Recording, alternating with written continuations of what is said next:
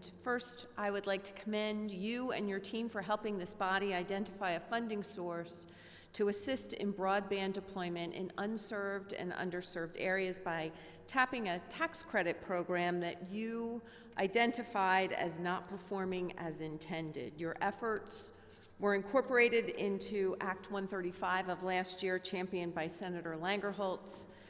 So thank you. We appreciate that work. Late last month, your office released the latest school property tax projections. I'm hoping that you can give the committee a broad overview of what you are finding. One thing that I noted is the difference of about $500 million between the report you issued last year and this year when it comes to the owner-occupied dwellings.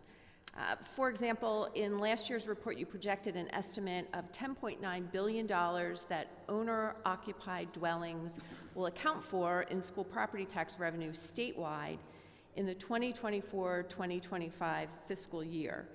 In this year's report, you found that it would be closer to $10.4 billion. So can you walk us through those differences and why we are seeing a downward trend? Yeah, so we've put out a few reports recently on property taxes. One was this past summer, where we looked at earned income tax and property taxes. And then more recently, as you noted, we put out a school district property tax forecast.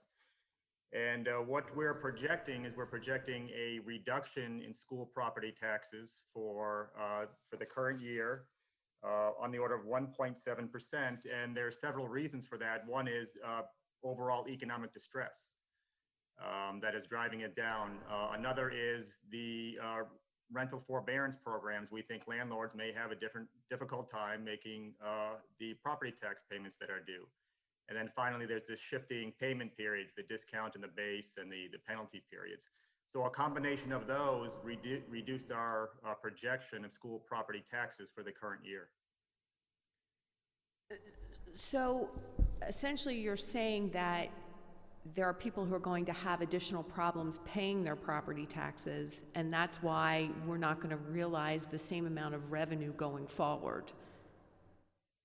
That is correct, and I would also note since last summer, we have data on millage rates, and those millage rates for 2021 were very flat. So ordinarily, there would be more increase in millage rates, and we're not seeing that this year. But we're not seeing declining property values. They're generally holding steady, correct. So it's mainly economic distress, people having difficulty making the payments, maybe not as much delinquent collections, and flat millage rates are combining to push the forecast down. Thank you. So I'd like to shift gears just a bit. The governor has proposed several big ticket items in this year's budget, including a proposed personal income tax hike in order to fund a growth in state spending. And I understand your response to the good gentleman from Lancaster County that you will have a study to be released shortly. And perhaps you have been investigating the questions that I have. And that is that we know that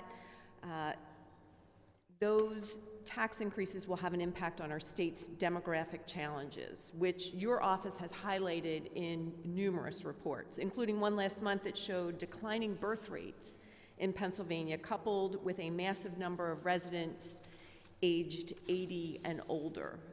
Have you started to look at any out-migration statistics when it comes to those proposed major tax policy changes, coupled with changes to the job market as a result of the pandemic? We're seeing people in high-tax states leave in droves. They're going out of states like New York and California because they can work remotely without the need to be next to their big corporate office, whether it's in New York City or Los Angeles. So does this personal income tax increase give another reason for working-aged individuals, like my children and so many children across this Commonwealth, a reason to leave Pennsylvania and choose to live and work somewhere else? Yeah, so we've looked at migration statistics in the past, as you noted. We have not done so yet for the purpose of this proposal. We can attempt to look at that to see if there's enough movement here to affect a decision. Taxes are considered when individuals are looking at location in addition to family and climate and other issues. So taxes do make the top 5 or 6 factors that people look at and businesses when they're deciding on a place to locate. Is that something that will be included in the report that the good gentleman from Lancaster learned about in his previous line of questioning? Yes, that analysis, we hope it will come out at the end of the month or the beginning of next month, and we will take a look at any research on migration in response to taxes as part of that package. Very good. Thank you very much. Appreciate you being here today. Thank you, Mr. Chairman. Thank you, Senator Phillips-Hill. Senator Kearney